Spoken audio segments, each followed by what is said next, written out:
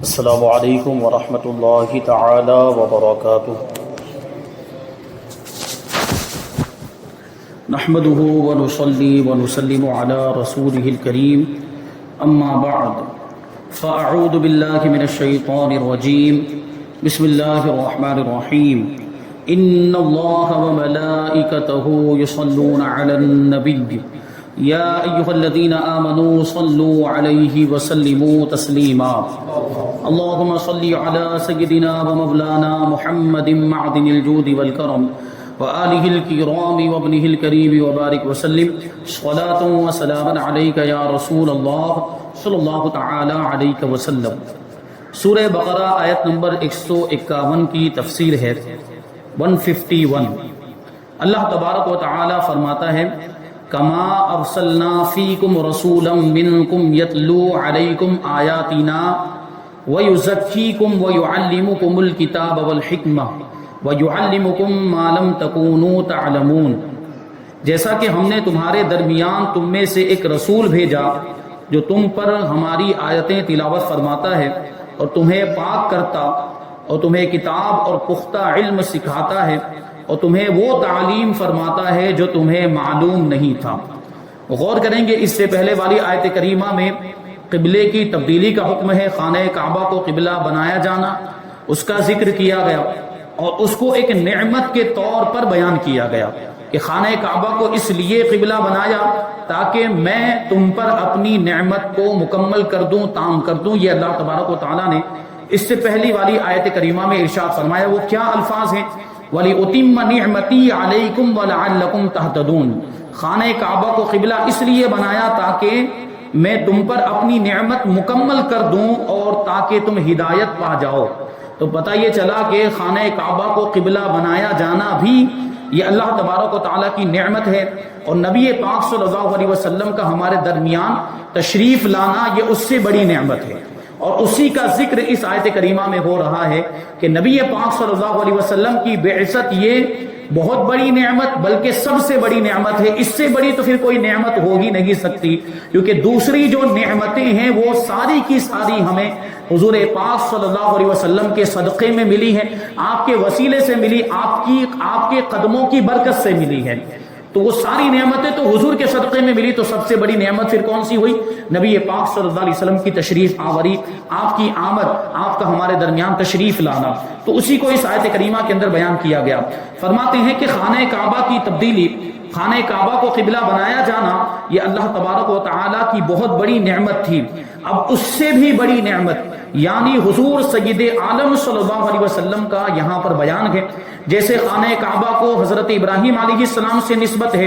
ایسے ہی ہمارے آقا حضور رحمت عالم صلی اللہ علیہ وسلم کو بھی حضرت ابراہیم علیہ السلام سے نسبت ہے، یعنی دونوں چیزوں کو حضرت ابراہیم علیہ السلام سے نسبت ہے۔ خانہ کعبہ کو حضرت ابراہیم علیہ السلام سے کیسے نسبت ہے؟ کیونکہ خانہ کعبہ کو حضرت ابراہیم علیہ السلام نے ہی تعمیر کیا، یہ حضرت ابراہیم علیہ السلام کی تعمیر کا نتیجہ ہے، اور حضور پاک صلی اللہ علیہ وسلم کی دنیا میں تشریف آوری یہ حضرت ابراہیم علیہ السلام کی دعا کا ثمرہ ہے۔ خانہ کعبہ کی تعمیر کے بعد حضرت ابراہیم علیہ السلام نے دعا کی تھی کہ اے پروردگار، میں نے یہ خانہ کعبہ تعمیر تو کر لیا۔ حضرت اسماعیل علیہ السلام بھی اس دعا میں شامل تھے، اور جمع کے الفاظ استعمال کیے گئے کہ ہم نے خانہ کعبہ کو تعمیر کر دیا، اب اس خانہ کعبہ کی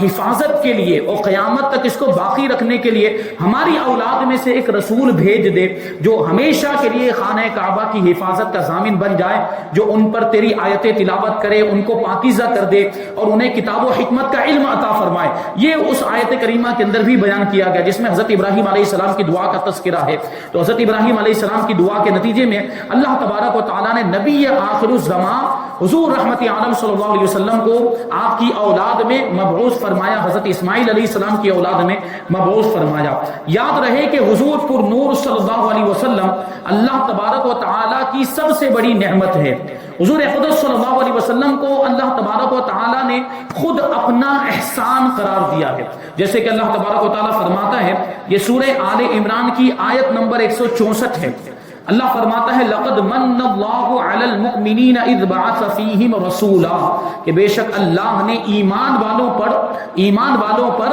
بڑا احسان فرمایا کہ ان میں انہی میں سے ایک رسول مبعوث فرمایا۔ اب دیکھیے غور کرنے کی ضرورت ہے کہ یہاں پر اللہ تبارک و تعالی احسان جتا رہا ہے، جبکہ اللہ تبارک و تعالی نے ہمیں بے شمار نعمتیں عطا فرمائی، انسانوں کو اتنی زیادہ نعمتیں عطا فرمائی ہیں کہ ہم اس کو شمار کرنا چاہیں تو شمار نہیں کر سکتے، اتنی زیادہ نعمتیں اللہ تبارک و تعالی نے ہمیں عطا فرمائی۔ وَإِن تَعُدُّوا نِعْمَتَ اللَّهِ لَا تُحْصُوهَا، اللہ فرماتا ہے کہ اگر تم اللہ کی نعمتوں کو شمار کرنا چاہو تو شمار نہیں کر سکتے، اتنی زیادہ نعمتیں ہیں۔ لیکن غور کرنے کی بات یہاں پر یہ ہے کہ اللہ تبارک و تعالیٰ نے لا تعداد اور بے شمار نعمتیں ہمیں عطا فرمائی، لیکن کسی بھی نعمت پر احسان نہیں جتایا، کسی بھی نعمت کو عطا فرمانے کے بعد یہ نہیں فرمایا کہ یہ نعمت دے کر ہم نے انسانوں پر احسان کیا، انسانوں پر اللہ کا بڑا احسان ہوا کہ اللہ نے ان کو یہ نعمت عطا فرمائی۔ لیکن جب نبی آخر الزمان ہمارے آقا حضور رحمت عالم صلی اللہ علیہ وسلم کو مبعوث فرمایا تو اللہ تبارک و تعالیٰ نے احسان جتایا، اور کیا ارشاد فرمایا کہ ایمان والوں پر اللہ کا بڑا احسان ہوا کہ ان میں سے ایک رسول مبعوث فرمایا۔ تو اس سے بھی ہمیں پتا چلتا ہے کہ نبی پاک صلی اللہ علیہ وسلم اللہ کی کتنی بڑی نعمت ہے، بلکہ اس سے یہ ثابت ہوتا ہے کہ نبی پاک صلی اللہ علیہ وسلم اللہ تبارک و تعالیٰ کی سب سے بڑی نعمت ہے، رسول بنا کر بھیجا ہے۔ اور رسول بھی کیسے ہیں؟ قرآن ہے، علم قرآن، فہم قرآن یعنی قرآن کی سمجھ، اسرار قرآن یعنی قرآن میں جو راز کی بات بتائی گئی ہے، اور حکمت، طہارت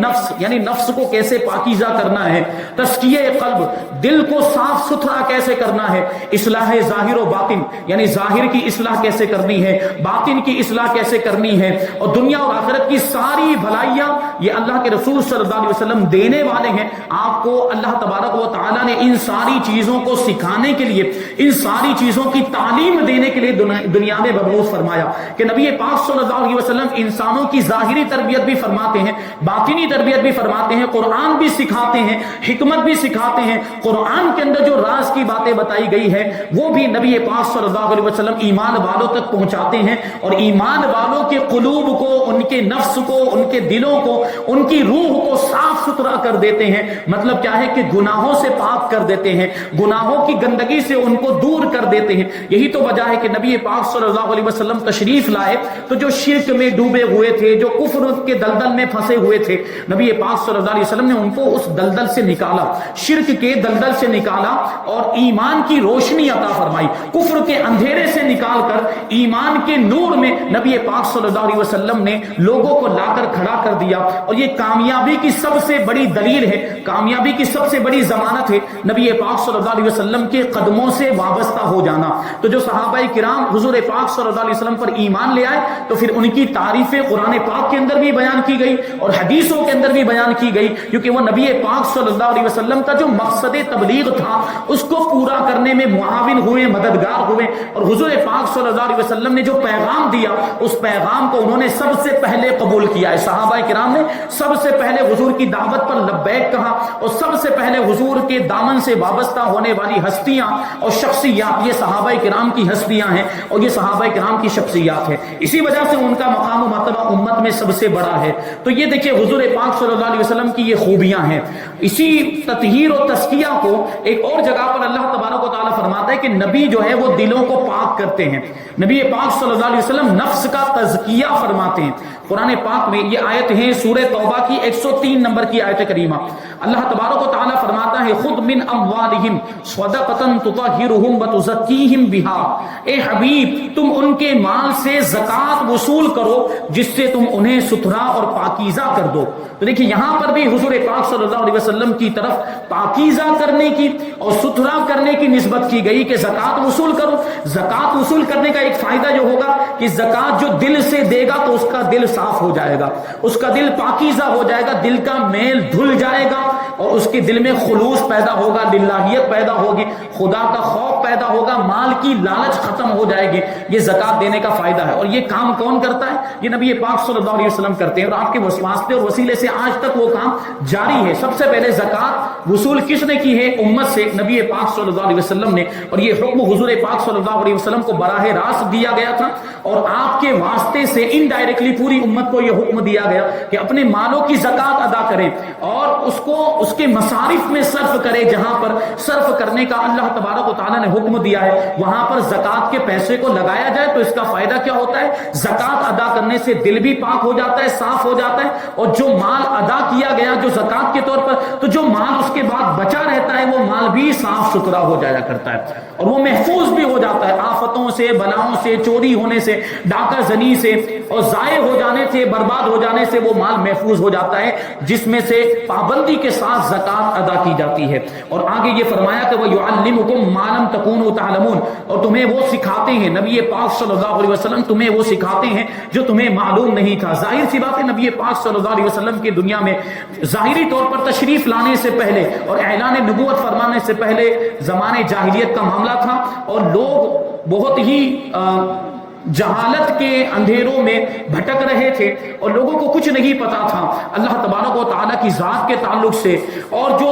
جاننا، جن چیزوں کا جاننا ضروری ہے وہ چیزیں بھی ان کو نہیں پتا تھی۔ اتنے زیادہ جاہل لوگ تھے، اللہ تبارک و تعالیٰ کی معرفت سے کوسوں دور تھے۔ تو نبی پاک صلی اللہ علیہ وسلم نے تشریف لا کر لوگوں کو اللہ تبارک و تعالیٰ کی معرفت عطا فرمائی، لوگوں کو اللہ تبارک و تعالیٰ کی بارگاہ تک پہنچایا اور اللہ تبارک و تعالیٰ کی صفات اور اس کی ذات کے تعلق سے ضروری معلومات لوگوں تک پہنچائی، قرآن سکھایا اور احکام الہی لوگوں تک پہنچائے۔ ہم نہیں جانتے تھے اللہ تبارک و تعالیٰ کے احکامات کیا ہیں، کیا کرنا چاہیے کیا نہیں کرنا چاہیے، یہ لوگ نہیں جانتے تھے، یہ نبی پاک صلی اللہ علیہ وسلم نے ہمیں سکھائے ہیں۔ یہ ساری باتیں اللہ تبارک و تعالیٰ کا پیغام اور اللہ تبارک و تعالیٰ کے احکام نبی پاک صلی اللہ علیہ وسلم نے ہم تک پہنچایا جو ہم نہیں جانتے تھے۔ اور حقیقت یہ ہے کہ صرف ظاہری مضامین قرآن اور اللہ تبارک و تعالیٰ کے احکام ہی نہیں بلکہ حضور پر نور صلی اللہ علیہ وسلم سب کچھ سکھاتے ہیں، کیونکہ اللہ تبارک و تعالیٰ نے حضور پاک صلی اللہ علیہ وسلم کو اولین اور آخرین کے سارے علوم عطا فرما دیے۔ حضور پاک صلی اللہ علیہ وسلم کو اللہ تبارک و تعالیٰ نے معلم کائنات بنا کر بھیجا ہے۔ معلم کائنات کا کیا مطلب ہوتا ہے؟ پوری کائنات کو سکھانے والا، پوری کائنات کو علم دینے والا۔ اس سے یہ پتا چلا کہ کائنات میں اگر کسی کے پاس بھی تھوڑا سا بھی علم ہے تو وہ نبی پاک صلی اللہ علیہ وسلم کے صدقے میں ملا ہے۔ حضور پاک صلی اللہ علیہ وسلم جس کو جتنا بھی علم ملتا ہے وہ نبی کے صدقے میں ہی ملتا ہے، نبی کے واسطے اور وسیلے سے ہی ملتا ہے، کیونکہ سارا علم اللہ تبارک و تعالیٰ نے ہمارے نبی کو عطا فرمایا۔ اولین اور آخرین کا علم حضور پاک صلی اللہ علیہ وسلم کو عطا فرمایا گیا۔ قصیدہ بردہ شریف میں امام بوصیری رحمۃ اللہ تعالی علیہ فرماتے ہیں فاق النبیین فی خلق وفی خلق ولم یدانوہ فی علم ولا کرم، یعنی آپ حسن و جمال اور خوبصورتی میں اور اخلاق میں تمام نبیوں پر فائق ہیں، یعنی تمام نبیوں سے بڑھ کر ہیں۔ حسن و خوبصورتی میں بھی تمام انبیاء کرام سے بڑھ کر ہیں اور اچھے اخلاق میں بھی تمام انبیاء کرام سے آپ کا مرتبہ اونچا ہے، اور علم و کرم میں بھی کوئی آپ کے برابر نہیں ہو سکتا، علم میں بھی آپ کے کوئی برابر نہیں ہو سکتا، اور سخاوت میں بھی اور عزت افزائی میں بھی آپ کی طرح کوئی نہیں ہو سکتا ہے۔ دیکھیں علم کیسا ہے، اللہ تبارک و تعالیٰ نے ہمارے نبی کو کیسا علم عطا فرمایا۔ ایک حدیث کی روشنی میں اس کو سمجھتے ہیں، بخاری شریف کی حدیث ہے، حضرت فاروق اعظم رضی اللہ تعالی عنہ اس کے راوی ہیں کہ حضور پر نور صلی اللہ علیہ وسلم ایک مرتبہ ہمارے درمیان کھڑے ہوئے اور ہم کو مخلوق کی ابتدائے پیدائش کی خبر دینے لگے، یعنی جب سے مخلوق بنی ہے، جب سے یہ دنیا بنی ہے، وہاں سے لے کر حضور پاک صلی اللہ علیہ وسلم نے خبر دینا شروع کیا کہ یہاں تک بیان کیا کہ جنتی لوگ اپنی منزلوں میں پہنچ گئے اور جہنمی اپنی منزلوں میں پہنچ گئے۔ کیا پتا چلا کہ حضور پاک صلی اللہ علیہ وسلم نے دنیا بننے سے لے کر مخلوق کی پیدائش سے لے کر بیان کرنا شروع کیا، اس وقت سے لے کر حضور پاک صلی اللہ علیہ وسلم کے ظاہری زمانے تک کے سارے واقعات اور ساری باتیں حضور پاک صلی اللہ علیہ وسلم نے صحابہ کرام کو بتا دی۔ پھر وہیں پر اسٹاپ نہیں کیا، وہیں پر نہیں رکے، وہیں پر توقف نہیں کیا، بلکہ اس کے بعد کے واقعات بیان کرنا شروع کیا۔ حضور پاک صلی اللہ علیہ وسلم کے ظاہری زمانے کے بعد کے واقعات بیان کیے، قیامت تک کی باتیں حضور پاک صلی اللہ علیہ وسلم نے اپنے صحابہ کو سنائی اور ان کی خبریں دی، قیامت تک کیا کیا ہونے والا ہے اور قیامت کے بعد کیا ہوگا، وہ بھی حضور پاک صلی اللہ علیہ وسلم نے بیان کر دیا. یہاں تک کہ جنتی جنت میں پہنچ گئے, اپنی منزلوں میں پہنچ گئے, اپنے مقامات پر پہنچ گئے, ان کا جو درجہ تھا وہاں تک پہنچ گئے, اور جہنمی جہنم میں اپنی منزلوں پر پہنچ گئے. یہ ساری باتیں نبی پاک صلی اللہ علیہ وسلم نے اپنے صحابہ کو سنا دی. تو اس سے کیا پتا چلا کہ حضور پاک صلی اللہ علیہ وسلم کو اولین اور آخرین کا علم ہے. اولین اور آخرین کا مطلب یہ ہوتا ہے اولین جو پہلے آ چکے ہیں, اور آخرین مطلب آخرین جو بعد میں آنے والے ہیں. تو حضور پاک صلی اللہ علیہ وسلم کو جو ہو چکا ہے اس کا بھی علم حاصل ہے, اور جو ہونے والا ہے اس کا بھی علم حاصل ہے. وہ بڑا مشہور شعر ہے, ہم پڑھتے رہتے ہیں, جو ہو چکا ہے جو ہوگا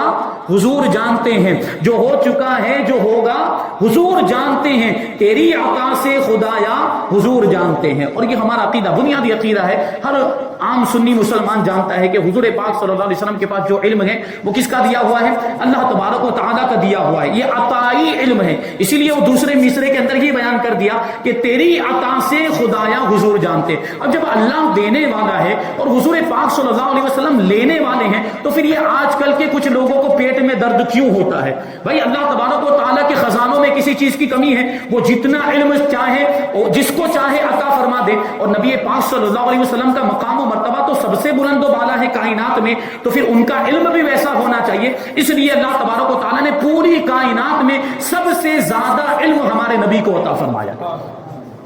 تو یہ دیکھیے ساری چیزوں کی خبر, اور یہ بھی ایک معجزہ. ایک تو دیکھیے خبر دے دینا, یہ علم غیب تو ہے کہ گزرے ہوئے زمانے کی بھی خبریں دے رہے ہیں, آنے والے زمانے کی بھی خبریں دے رہے ہیں. علم غیب بھی نبی پاک صلی اللہ علیہ وسلم کا بڑا ہی عظیم معجزہ ہے. ساتھ ہی ساتھ اس پر غور کرنے کی ضرورت ہے کہ یہ روایت دوسرے مقام پر تفصیل کے ساتھ بیان کی گئی. یہ حدیث پاک دوسرے موقع پر کبھی میں نے اس سے پہلے بھی بیان کیا کہ حضور پاک صلی اللہ علیہ وسلم نے یہ جو خطبہ ارشاد فرمایا, جو حضرت فاروق اعظم کہہ رہے ہیں کہ حضور ہمارے درمیان کھڑے ہوئے, تو کب کھڑے ہوئے تھے؟ فجر کی نماز کے بعد کھڑے ہوئے تھے اور یہ خطبہ ارشاد فرمانا شروع کر دیا. اور حضور پاک صلی اللہ علیہ وسلم ظہر تک بیان کرتے رہے. ظہر کی نماز کا وقت ہوا تو پھر تشریف فرما ہو گئے, نماز پڑھائی. پھر ظہر کے بعد پھر سے بیان کرنا شروع کر دیا. پھر عصر کی نماز کا وقت آیا تو عصر کی نماز لوگوں کو پڑھائی. پھر عصر کے بعد بھی حضور پاک صلی اللہ علیہ وسلم نے خطبہ ارشاد فرمانا شروع کر دیا, یہاں تک کہ غروب آفتاب تک حضور پاک صلی اللہ علیہ وسلم بیان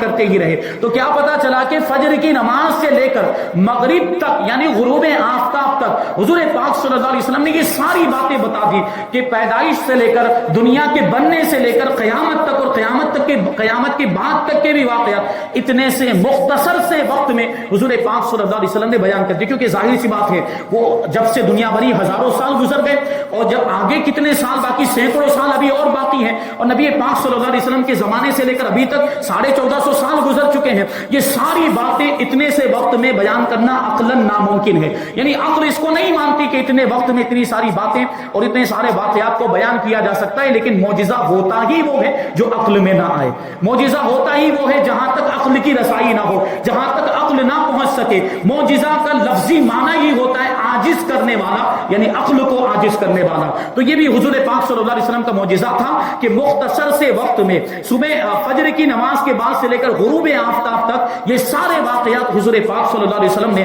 اپنے صحابہ کرام کو بتا دیے. حضرت فاروق اعظم رضی اللہ تعالیٰ عنہ آگے بیان کرتے ہیں کہ جس نے یاد رکھا اس نے یاد رکھا, اور جو بھول گیا وہ بھول گیا, اور جس نے ان باتوں کو سب سے زیادہ یاد رکھا وہ ہم میں سب سے بڑا عالم ہے. دوسری روایت کے یہ الفاظ ہے, کیونکہ ظاہر سی بات اتنی ساری باتیں بتا دی گئی, علم کی باتیں تھی, تو ان باتوں کو جس نے جتنا زیادہ یاد رکھا وہ اتنا ہی بڑا عالم صحابہ کرام کے درمیان مانا جاتا تھا. اب ظاہر سی بات ہے کہ حضور پاک صلی اللہ علیہ وسلم تو عالم غیب ہے, غیب داں ہیں, اور حضور پاک صلی اللہ علیہ وسلم کو یہ ساری باتیں بتائی گئی. حضور پاک صلی اللہ علیہ وسلم سے بھولنے کا تصور نہیں کیا جا سکتا, لیکن جو صحابہ کرام تھے ان کے ساتھ تو بشری تقاضے لگے ہوئے تھے اور ان کے ساتھ بھولنے کے بھی معاملات تھے. تو صحابہ کرام کو ساری باتیں یاد نہیں رہی, کچھ باتیں یاد رہی, کسی کو زیادہ یاد رہی, کسی کو کم یاد رہی. تو اسی کے بارے میں فرمایا کہ جس نے جتنی زیادہ وہ باتیں یاد رکھی وہ صحابہ کرام کے درمیان اتنا ہی بڑا عالم مانا جاتا تھا. اب سوچیں اس صحابہ کرام کا مقام و مرتبہ, ارے ان کا نصیب تو دیکھیں کہ حضور پاک صلی اللہ علیہ وسلم کے دہنے مبارک سے, حضور کی زبان مبارک سے اتنی پیاری پیاری باتیں سنا کرتے تھے. اور یہ واقعہ جو صحابہ کرام وہاں پر موجود ہوں گے ان کے دل کی کیفیت کا عالم کیا ہوگا کہ وہ قیامت تک کے واقعات سن رہے ہیں, اور اولین کے بھی واقعات حضور پاک صلی اللہ علیہ وسلم کی زبان مبارک سے سن رہے ہیں. یہ صحابہ کرام ہیں, ان کو یہ خصوصیت حاصل ہے کاش کہ ہم بھی اس جماعت میں شامل ہوتے، کاش کہ ہم بھی اس زمانے میں موجود ہوتے تو ہمارا شمار بھی صحابہ کرام میں ہوتا اور ہم بھی نبی پاک صلی اللہ علیہ وسلم کا ظاہری آنکھوں سے دیدار کرتے اور ظاہری طور پر نبی پاک صلی اللہ علیہ وسلم کی زبان مبارک سے احادیث کو سنا کرتے۔ یہی تو دیکھیے خصوصیت ہے جس کی وجہ سے ان کا اتنا بلند و بالا مقام و مرتبہ ہو گیا۔ لیکن اس کے باوجود آج کچھ لوگ ہیں جو انہی صحابہ کرام کی شان میں گستاخیاں کرتے ہیں، تبرہ کرتے ہیں معاذ اللہ، اور برا بھلا کہتے ہیں۔ یہ صحابہ کرام ہیں، ان کا یہ مقام و مرتبہ ہمیں آپ کو سمجھنے کی ضرورت ہے اور دوسروں تک پہنچانے کی ضرورت ہے۔ حضور پر نور صلی اللہ علیہ وسلم کے ہر قول و فعل میں وہ علم و حکمت ہے کہ دنیا آج تک وہ تمام علم و حکمت کو معلوم نہیں کر سکی۔ حضور پاک صلی اللہ علیہ وسلم کی حدیثوں کے اندر بھی سمندر ہے، سمجھنے والے سمجھتے ہیں اور وہ بھی اپنی کوتاہی کا اعتراف کرتے ہیں، اپنی کم مائگی کا اعتراف کرتے ہیں اور اپنی علم کی کمی کا اعتراف کرتے ہیں کہ ہمارے علم کی کمی ہے کہ کما حق ہو ہم حضور پاک صلی اللہ علیہ وسلم کے ارشادات کو بھی نہیں سمجھ پا رہے۔ اتنی گہرائی حضور پاک صلی اللہ علیہ وسلم کے الفاظ میں پائی جاتی کیونکہ حضور پاک صلی اللہ علیہ وسلم کو ایک اور معجزہ عطا فرمایا گیا جس کو جوامع الکلم کا معجزہ کہا جاتا ہے۔ جوامع الکلم کا مطلب کیا ہوتا ہے کہ حضور پاک صلی اللہ علیہ وسلم جامع گفتگو فرماتے تھے۔ جامع گفتگو کا مطلب یہ ہوتا ہے کہ الفاظ تو بہت ہی تھوڑے ہوا کرتے تھے لیکن ان الفاظ میں معانی اور مطالب کا ایک بہت بڑا سمندر ہوا کرتا تھا۔ معانی اور مطالب کا بہت بڑا سمندر کہ آدمی جتنی گہرائی میں جائے اتنے ہی موتی لے کر، علم کے موتی لے کر نکلتا تھا۔ یہ حضور پاک صلی اللہ علیہ وسلم کی گفتگو کا انداز ہوا کرتا۔ قرآن پاک تو اللہ تبارک و تعالیٰ کا کلام ہے، قرآن پاک کی خوبیاں تو بے انتہا ہیں، ہم تو اس کا اندازہ ہی نہیں لگا سکتے۔ قرآن پاک اللہ کا کلام ہے، اس میں تو کوئی شک ہی نہیں ہے، اور نبی پاک صلی اللہ علیہ وسلم کا بھی جو کلام ہے اور حضور پاک صلی اللہ علیہ وسلم کی بھی جو گفتگو آپ کی حدیث ہیں ان کے اندر بھی اللہ تبارک و تعالیٰ نے یہ خصوصیت رکھی تھی کہ حضور تھوڑے الفاظ ارشاد فرماتے تھے لیکن اس میں معانی کا سمندر ہوتا تھا۔ آج تک لوگ حضور پاک صلی اللہ علیہ وسلم کے ارشادات پر تحقیق کر رہے ہیں، ریسرچ کر رہے ہیں کہ حضور نے یہ فرمایا تو اس کا کیا مطلب ہے۔ پرانے زمانے کے لوگوں نے یہ مطلب نکالا تھا لیکن اب زمانے نے ترقی کی تو اب اس کا ایک اور مطلب سمجھ میں آ رہا ہے، اب اور مطلب سمجھ، تو دھیرے دھیرے جیسے جیسے زمانہ ترقی کرتا جائے گا حضور پاک صلی اللہ علیہ وسلم کے ارشادات کی افادیت اور زیادہ واضح ہوتی چلی جائے گی کیونکہ قرآن بھی قیامت تک کے لیے ہے اور نبی پاک صلی اللہ علیہ وسلم کے ارشادات بھی قیامت تک کے لیے ہے۔ تو قرآن میں بھی وہ جامعیت ہے کہ قیامت تک یہ کام آئے گا اور حضور پاک صلی اللہ علیہ وسلم کے ارشادات میں بھی وہ جامعیت ہے کہ حضور کے ارشادات بھی قیامت تک کام آئیں گے،